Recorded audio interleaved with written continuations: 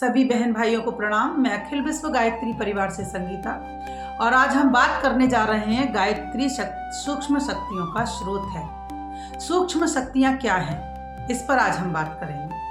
परम पूज्य गुरुदेव पंडित श्री राम शर्मा आचार्य जी कहते हैं कि गायत्री जप केवल एक धार्मिक जप नहीं है। व्यक्ति गायत्री जप करने लगता है और अपने आप को धार्मिक मानने लगता है और उस मंत्र को धार्मिक मानने लगता है, तो गुरुदेव कहते हैं कि वो केवल धार्मिक जप नहीं है तो लेकिन केवल नहीं है। वो क्या है? वो समस्त मानव चेतना के सर्वांगीण विकास का आध्यात्मिक और वैज्ञानिक साधन है। गायत्री सूक्ष्म शक्तियों का स्रोत है। ऐसा गुरुदेव ने क्यों कहा? ऐसा गुरुदेव ने इसलिए कहा कि गायत्री सूक्ष्म शक्तियों का स्रोत है।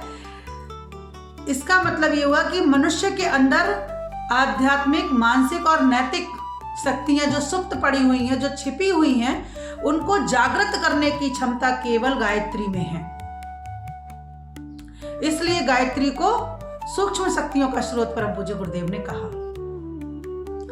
गायत्री साधक जब इस मंत्र का जप करने लगता है, जब उसकी साधना करने लगता है, उपासना करने लगता है, तो वो बाहरी साधनों पर निर्भर ना रहकर अपनी अंतरंग की शक्तियों को विकसित करने लगता है।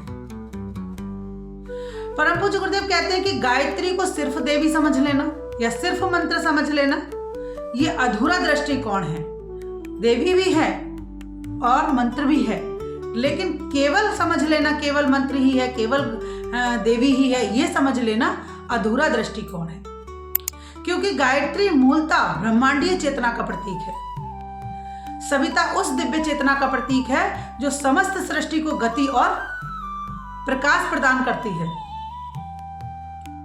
और साधक जब इनका तप करने लगता है, जप करने लगता है, तो फिर उस दिव्य शक्ति के साथ जुड़ जाता है, उस दिव्य चेतना के साथ जुड़ जाता है जो समस्त ब्रह्मांड को, समस्त सृष्टि को प्राण देता है, प्रकाश देता है, गति देता है, उसके साथ जुड़ जाता है। सूक्ष्म शक्तियां क्या हैं? गायत्री मंत्र का मूल उद्देश्य क्या है? गायत्री मंत्र का मूल उद्देश्य धियो यो न प्रचोदयात्, अर्थात हमारी बुद्धि को सन्मार्ग में सत प्रेरणा प्रदान करें, सत प्रेरणा मिले, ये उसका मूल उद्देश्य है। सूक्ष्म शक्तियां क्या हैं? तो सूक्ष्म शक्तियां परम पूज्य गुरुदेव कहते हैं कि सूक्ष्म शक्तियां वो है जो दिखाई नहीं देती हैं। सूक्ष्म शक्तियां दिखाई नहीं देती हैं, होती हैं लेकिन दिखाई नहीं देती हैं, लेकिन मानव जीवन को गहराई से प्रभावित कर देती हैं। कौन कौन सी होती है सूक्ष्म शक्तियां? तो जो हमारी विचार शक्ति है, संकल्प शक्ति है, भावना शक्ति है, विवेक विवेचना शक्ति है, नैतिक साहस है, आत्म संयम है, ये सब हमारी सूक्ष्म शक्तियां हैं। क्या हमारे विचार दिखाई देते हैं? क्या हमारा संकल्प दिखाई देता है? क्या हमारी भावनाएं दिखाई देती हैं? दिखाई नहीं देती हैं, लेकिन वो हैं और वो सूक्ष्म शक्तियां हैं। उनको जागृत करना गायत्री का काम है। जब गायत्री का तप करने लगते हैं, जप करने लगते हैं, तो इन सूक्ष्म शक्तियों का जागृत करना, इसलिए गुरुदेव ने गायत्री को सूक्ष्म शक्तियों का स्रोत कहा। सूक्ष्म शक्तियां स्थूल साधनों से कहीं अधिक ऊपर, कहीं अधिक प्रभावशाली होती हैं। स्थूल साधन धन बल और वैभव, पद, ये सब स्थूल साधन है, लेकिन इनसे कहीं ऊपर, कहीं ऊंचा, कहीं अधिक प्रभावशाली सूक्ष्म शक्तियों का स्थान होता है। गायत्री की साधना 3 स्तरों से प्रभावित करती है: मन, प्राण और बुद्धि। मन को कैसे प्रभावित करती है? तो मानसिक स्तर पर कैसे प्रभाव करती है, आइए हम इसको समझते हैं। परम पूज्य गुरुदेव कहते हैं कि मन हमारा जो है वो सबसे ज्यादा चंचल होता है, और हम भी इस चीज को समझते हैं कि मन हमारा सबसे ज्यादा चंचल है। हमारी 11 इंद्रियों में सबसे ज्यादा चंचल इंद्रिय हमारी मन है। हमारी आत्मा कुछ कहती है, हमारी अंतरात्मा कुछ कहती है, लेकिन मन कुछ और करता है और हम उसके पीछे पीछे चल देते हैं। तो क्या है? मन के गुलाम हैं। और परम पूज्य गुरुदेव कहते हैं कि मन का गुलाम नहीं बनना है, मन को अपना गुलाम बनाना है। तो मन के अंदर जो ढीलापन है, जो चंचलता है, उसको कम करने का काम गायत्री साधना करती है। जो हमारे अंदर नकारात्मक विचार आते हैं, भय, क्रोध, ईर्ष्या, इन सबको धीरे धीरे क्षीण करने का काम गायत्री साधना करती है। परम पूज्य गुरुदेव ने कहा कि विचारों की शुद्धता, हम पिछले वीडियो में भी इस चीज को जान पाए हैं। विचारों की शुद्धता, जिस व्यक्ति के विचार शुद्ध हो जाते हैं, जिसके विचार पवित्र हो जाते हैं,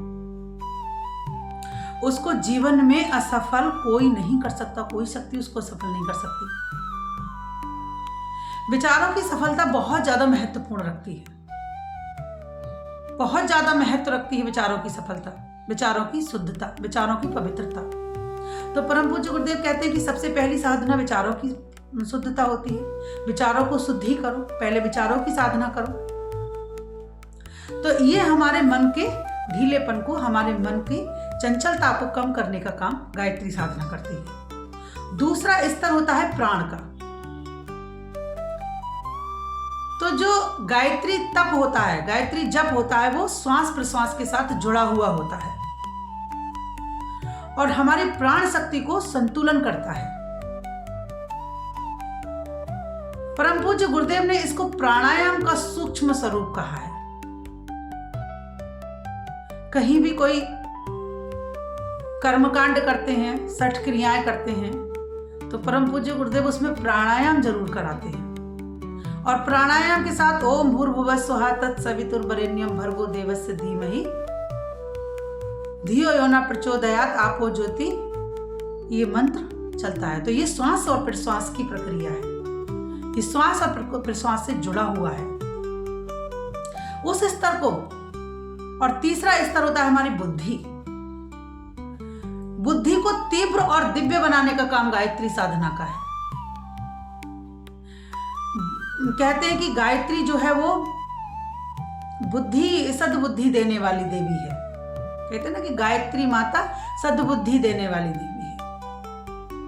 तो हमारी बुद्धि को तीव्र बना देती है, हमारी बुद्धि को दिव्य बना देती है। और जब हमारी बुद्धि तीव्र हो जाती है, दिव्य हो जाती है, तो फिर हमारी निर्णय शक्ति,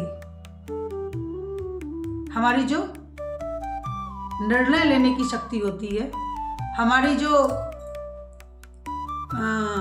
आत्मसंयम होता है, विवेक बुद्धि होती है, वो हमारी बढ़ जाती है। इन्हीं शक्तियों के माध्यम से गुरुदेव ने कहा कि इन्हीं शक्तियों के माध्यम से मानव को महामानव बनाने का काम गायत्री शक्ति करती है। और गायत्री के जप को करते रहने से मानव महामानव श्रेष्ठ श्रेणी में आ सकता है। संस्कारों का परिष्कार, गायत्री शक्ति संस्कारों का परिष्कार करती है। मनुष्य का जो जीवन होता है वो संस्कारों के द्वारा संचालित होता है। तो उसके जो जन्म जन्मांतरों के कुछ संस्कार होते हैं, उससे क्या हो जाता है, जो जन्म जन्मांतरों के कुसंस्कार उसके अंदर जड़ जमाए हुए बैठे हुए हैं, उनको परिष्कार करने का काम गायत्री शक्ति का है। गायत्री शक्ति उनको परिष्कार कर देती है। उनके अवचेतन मन में जाकर के नए श्रेष्ठ संस्कारों का निर्माण करती है गायत्री शक्ति, और मनुष्य का आचरण, व्यवहार, सब कुछ परिवर्तन हो जाता है। इसलिए परम पूज्य गुरुदेव ने गायत्री को सूक्ष्म शक्तियों का स्रोत कहा। उससे सूक्ष्म शक्तियां जागृत हो जाती हैं, और जब सूक्ष्म शक्तियां जागृत हो जाती हैं तो मनुष्य सूक्ष्म शक्तियों के माध्यम से अपने आप को परिष्कार कर सकता है, अपने जीवन को परिष्कृत कर सकता है, अपने कुसंस्कारों को हटा करके सुसंस्कारों की स्थापना कर सकता है। सभी को प्रणाम, बहुत बहुत धन्यवाद।